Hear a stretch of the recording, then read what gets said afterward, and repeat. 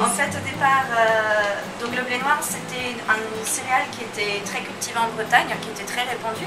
Donc en fait, la galette, c'était vraiment le repas du pauvre.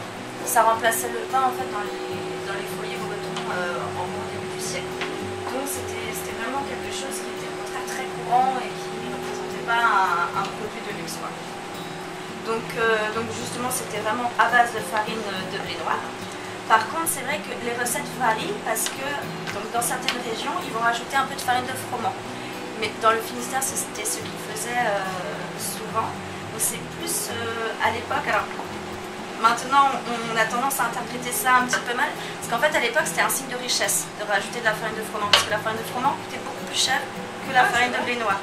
Donc les gens qui rajoutaient de la farine de froment, donc ça donnait des galettes plus claires, plus fines.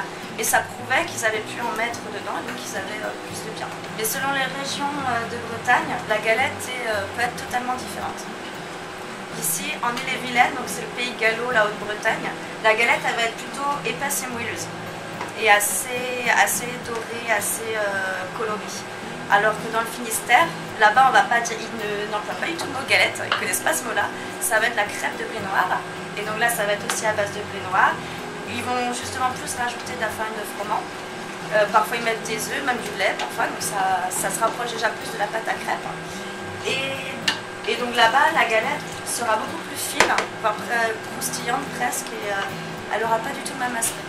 Ce sera quelque chose de plus fin, qui ressemble plus à une crêpe, mais justement elle sera salée en fait, avec du blé noir.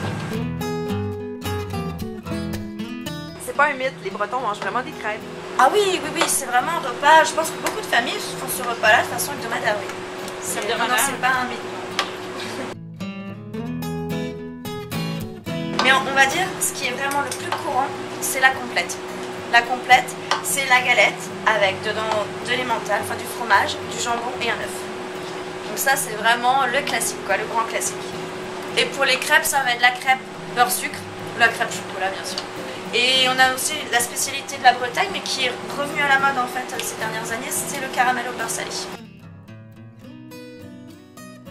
Je pense que ce qui m'a vraiment incité, c'est d'être admiratif devant le savoir-faire, le geste en fait, quand on fait des crêpes sur vraiment la plaque, la galetière.